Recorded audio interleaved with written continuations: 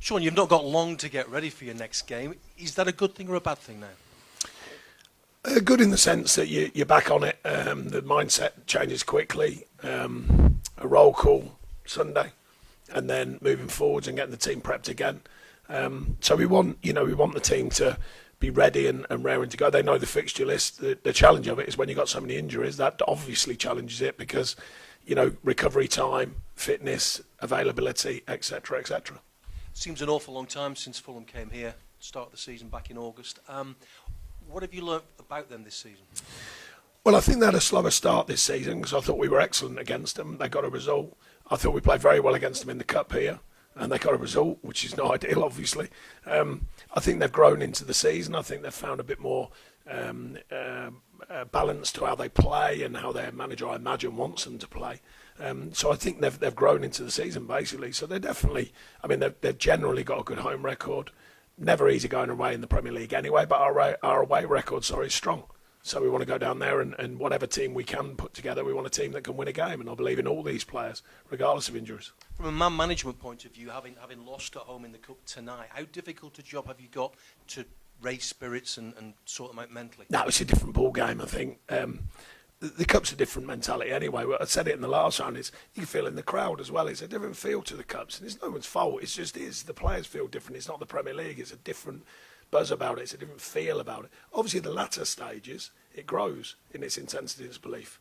But there's a different feel to it. So I think the players will be naturally responding differently. I want them to, of course, on Tuesday night when we play at Fulham. Thank you. Stuart? Sure, you mentioned earlier on there that Tuesday is going to be your 1 year anniversary in charge. I just wondered, the multiple challenges that you have faced, have you actually improved as a manager in that time because of those challenges? Well, do you know what? You feel you have, but it doesn't matter in football. It's only a matter what you think and what the fans think. It doesn't really matter about me.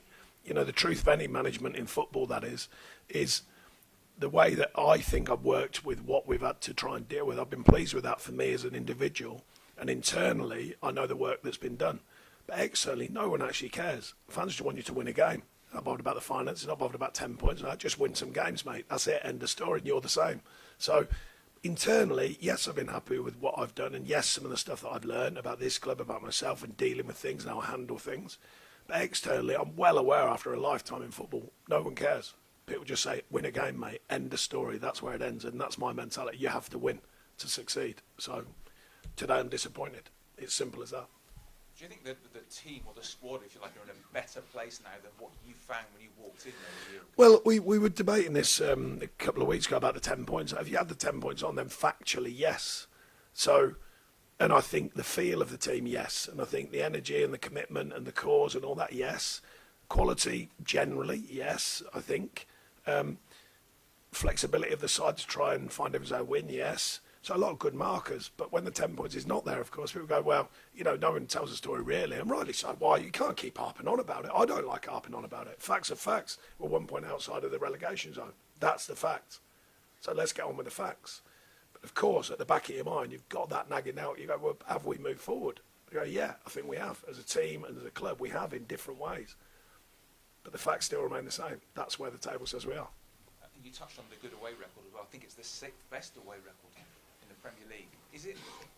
Do you look at that and wonder why it is compared to? No, not particularly. It needed changing, so we did some subtle changes, not radical changes, but it needed changing. That's quite obvious. The last couple of seasons, a lot of noise when I got about there. Well, a lot of noise about a lot of things, by the way. Away record being one of a list of about 20 that we tried to have to solve. We have somewhat. Then finding the balance with the home form and getting wins at home. I think the performances at home have actually been better often than the away record, the away performances, but we didn't get the results, particularly early season. It's some ways you've got to find results, home or away. You want both to be right, quite obviously, but we have adapted the away form and got stronger. Just one from me, Sean. Do you have any knowledge of the extent of Andre Gomez's injury yet? Yeah, it's a calf.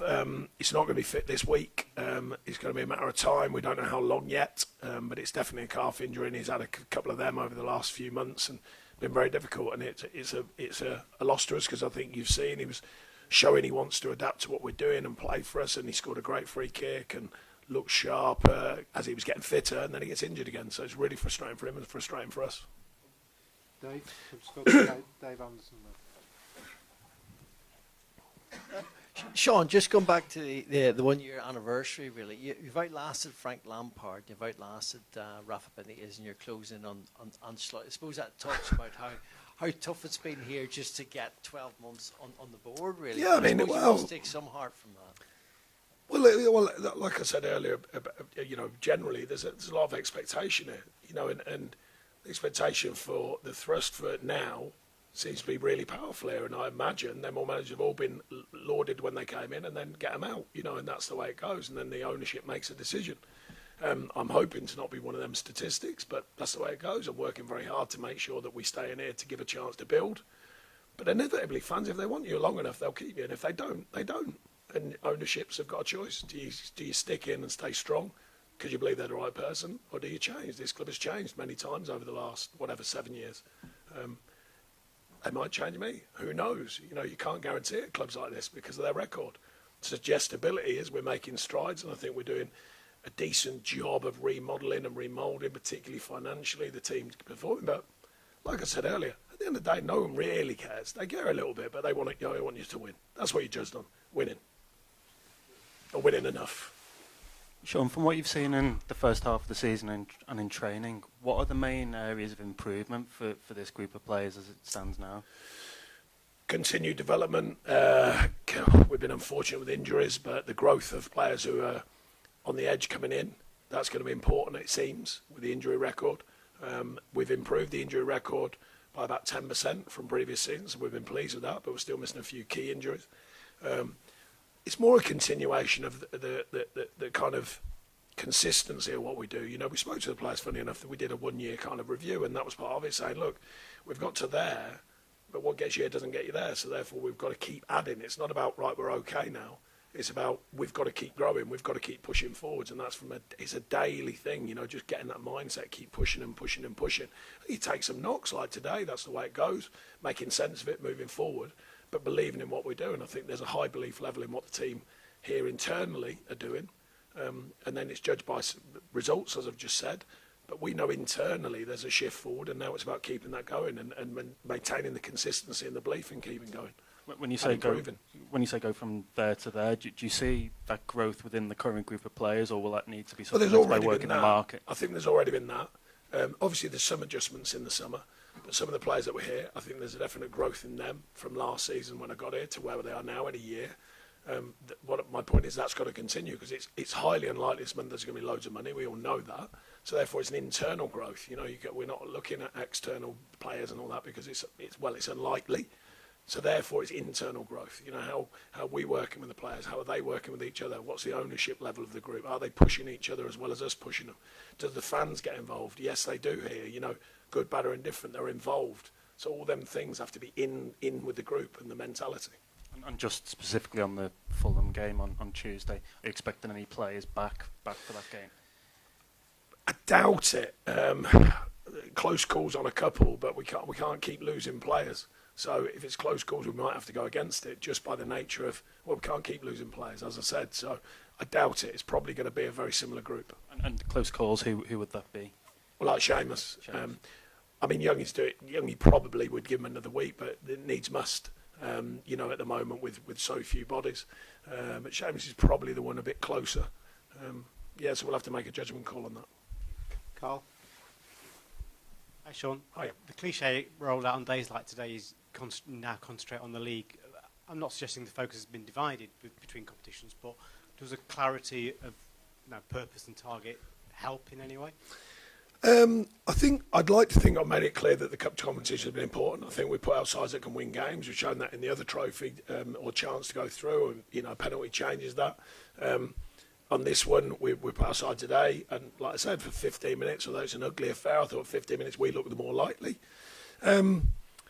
Somewhat, down at Park, you haven't got a replay and you haven't got another game, or you haven't got another game because you haven't gone through and all that. So, that the game schedule has knocked us a bit in December. That's quite obvious with the loss of bodies through injury.